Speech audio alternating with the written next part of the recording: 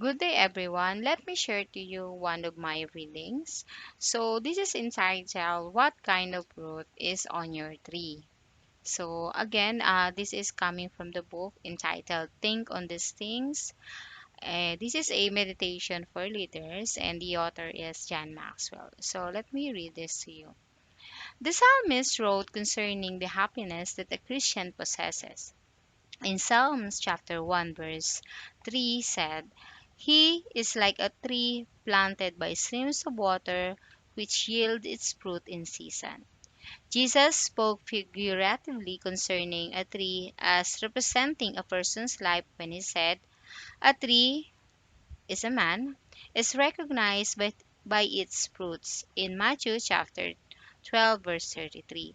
Jesus also said in John chapter 15 verse 8, "This is to my Father's glory, that you bear much fruit, showing yourself to be my disciple."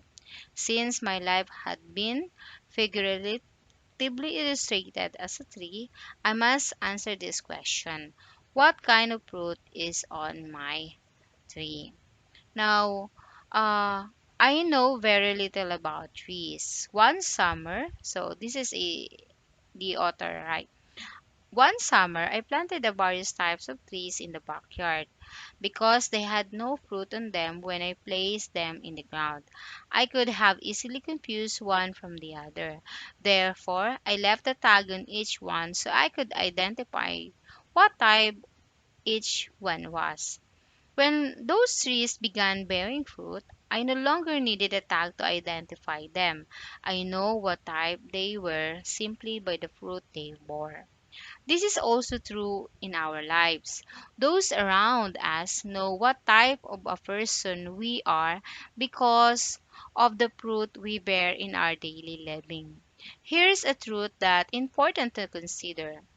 Just as tree can't produce fruit that's not of its kind, neither can we. In other words, we can produce in our lives only fruits that consistent with our character.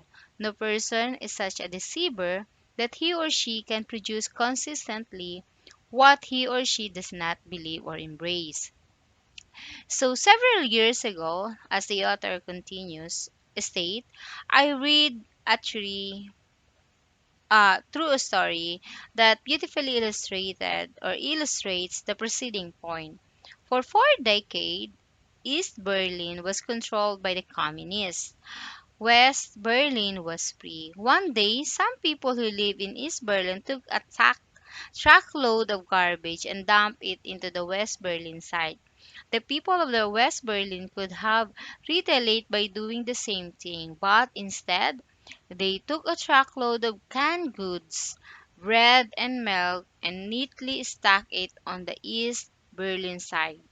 On top of this stack of food, they placed a sign. Each gives what he has. So, what do you have to give? The answer to that question can be found by looking at the type of fruit you're producing. It's sad to realize that many people have needs that very few can meet. The reasons: most individuals concentrate their efforts on picking fruits instead of producing it. It's easier to be a consumer than a contributor. Others have a fear of giving away so much fruit that they'll become barren. That people who lives in fear of sharing too much often finds that much kept for self is too little to live on. Now, in John chapter 15, Jesus gives the formula for successful fruit bearing. Number one, the person must be connected to the right source. In John chapter 15, verse 4 to 5, Jesus says, "Remain in me and I will remain in you. No branch can bear fruit by itself. It must remain in the vine. Neither can you bear fruit unless you remain in me. I am the vine, you are the branches. If a man remains in me and I in him, he will bear much fruit. Apart from me, you can do nothing." Many people who are frustrated by the lack of fruit in their lives have never have a right relationship with God. Their fruit is artificial and not satisfying. Their independent spirit has shivered their resources until their production is limited to their small, cramped capacity to produce. What a difference it makes to realize that to be connected to God means His power is our power. What's His becomes ours.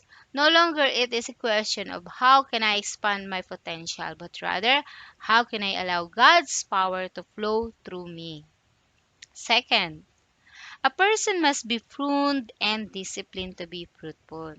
Jesus said in John chapter 15 verse 2, He cuts off every branch in me that bears no fruit, while every branch does not bear fruit, He prunes so that it will be even more fruitful.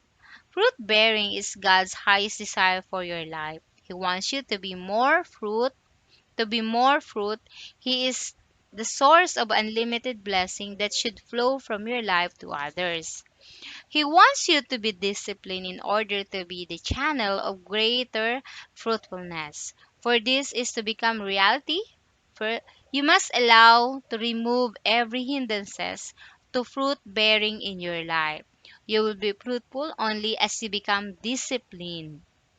Pruning is the price for production. My favorite pastime or the favorite pastime of this author is reading about the lives of great men and women.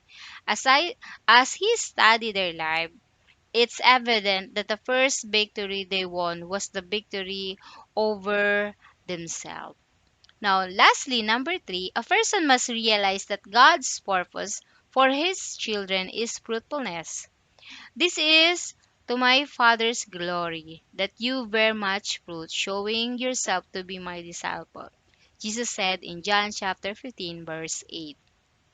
Once God's purpose is discovered, it's much easier to do His will. The fruit of the Spirit should be your key to effective fruit bearing. Keep your relationship right with God.